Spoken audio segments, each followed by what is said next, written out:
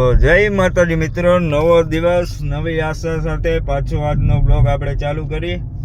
Time થયો છે રાતના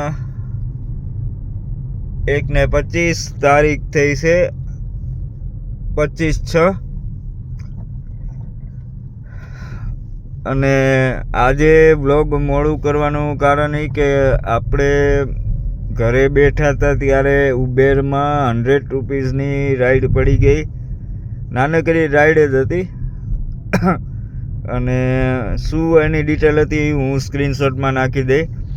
ત્યારબાદ કસ્ટમરને મેં પારેવડી ચોક પાસે આવેલી ઇરિસ હોટલ, જે આપણે પહેલાં બ્લોકમાં હતી, એ હોટલે બુક કર્યા, ડ્રોપ કર્યા બાદ આપણે તરત રેપિડોમાં 252 રૂપિયાની ગ્રીનલેન્ડ ચોકડીથી હુડકો ચોકડી સુધીની પડી હતી રાઈડ, એ આપણે ડ્રોપ કરી. એની શું ડિટેલ હતી હું કસ્ટમરે મને 280 રૂપિયા આપ્યા અને એની શું ડિટેલ હતી હું આ સ્ક્રીનશોટમાં નાખી દઈ. જોઈએ હવે હુડકોથી સહેજ આપણે આગળ આવી છીએ બસ સ્ટેન્ડ બાજુ, રાજકોટના સિટી બસ સ્ટેન્ડ બાજુ. જો કાંઈ એ પહેલાં રાઈડ પડે તો ઠીક છે, બાકી 2 દિવસ તો રેપિડો ઉબેર સાવ શરૂઆત એવી થાય ને કે આપણે એમ લાગે આ તો 1000-2000ની નોટ થઈ જાય, પણ પછી કાંઈ હોતું નથી, ખોટા ઉજાગરા થાય. એની કરતાં બ્લોગ બનાવવાનું મન જ ન થાય. ખોટી બ્લોગ બનાવી અને આપણે બીજા બધાને એમ દેખાડી કે આપણે કેટલી ઇન્કમ થાય છે, એ આપણાથી પછી પ્રેરણા મને અને એને પણ આ ટેક્સી લેવાનું મન થાય, પણ ખોટું કોકને આ વસ્તુ કરાવી સારું નથી. તો જોઈએ હવે આગળ કેવી રાઈડું પડે. બાકી મિત્રો એક સત્ય જ છે કે રેપિડો અને ઉબેરના ભરોસે કોઈ દી ટેક્સી કાર લેતા નહીં.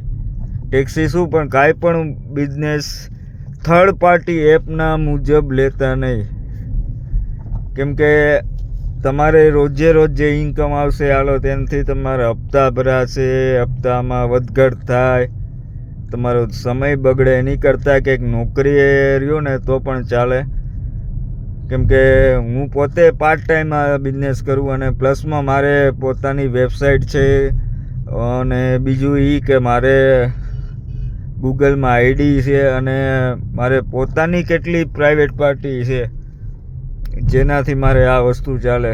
તો કૃપયા કરીને મહેરબાની મિત્રો, આપ ખાલી રેપિડો અને ઉબેર ઉપર ભરોસો કરીને ટેક્સી ગાડી લેતા નહીં,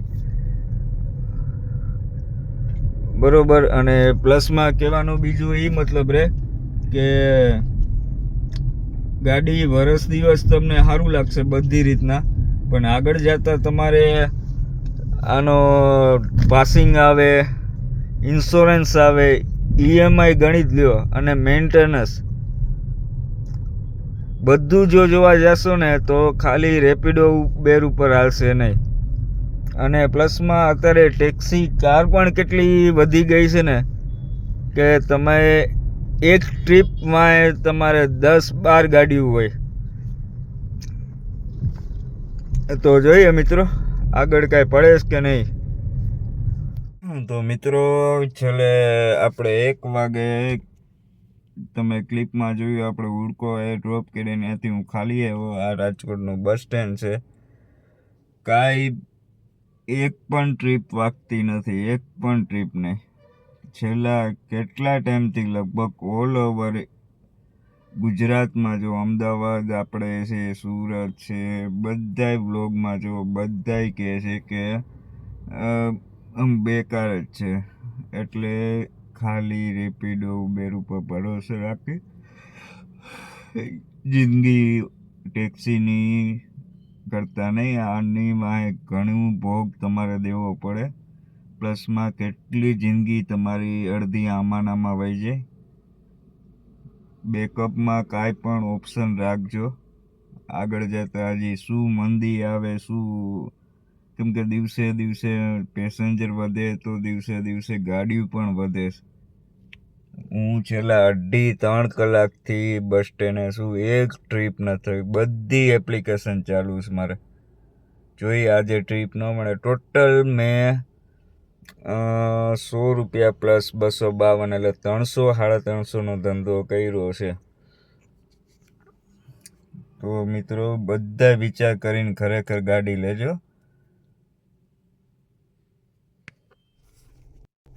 તો ભાઈઓ હું આવી ગયો છું ઘરે. આપણે તમે જોયું કે 2 દિવસ પહેલાં 585નો CNG પુરાવ્યું હતું માધાપર ચોકડી પાસે. પછી આપણી ગાડી ટોટલ 71 કિલોમીટર આવેલી. અને જો ટ્રીપની વાત કરી તો આપણે ટોટલ 500 કાલે અને 300 આજે, ટૂંકમાં ₹800 800-900 આડેગાડે એવરેજ ઇન્કમ થઈ છે. અને CNG જો તો 2 પોઈન્ટ ઓછા થયા છે. એવરેજ તો આપણી હુન્ડાઈ ઓરા છે એવરેજ તો સારી આપે, પણ ટ્રીપ નથી આવતી. એવરેજનું આપણે શું કરવું? કેમ કે રોજે રોજનું જો આપણે EMI પ્રમાણે ગણી તો રોજે રોજનું મિનિમમ એટલી ઇન્કમ તો થવી જોઈએ. પ્લસમાં આપણે આપણો ખર્ચો પણ ગણવો જોઈએ. પ્લસમાં ઇન્સ્યોરન્સ આ તે જોઈએ. હવે આગળ બધા દિવસ સરખા નથી આવતો. કોઈક દી સારા જાય, કોઈક દી ખરાબ, પણ કન્ટિન્યુમાં 2 દીથી તેઓ ખરાબ જાય છે. આની કરતાં રેપિડો બાઇક પણ સારું ઇન્કમ થતું હોય છે. વાંધો નહીં. તો આજનો બ્લોગ આપણે અહીંયા જ પૂરો કરી. જય માતાજી મિત્રો.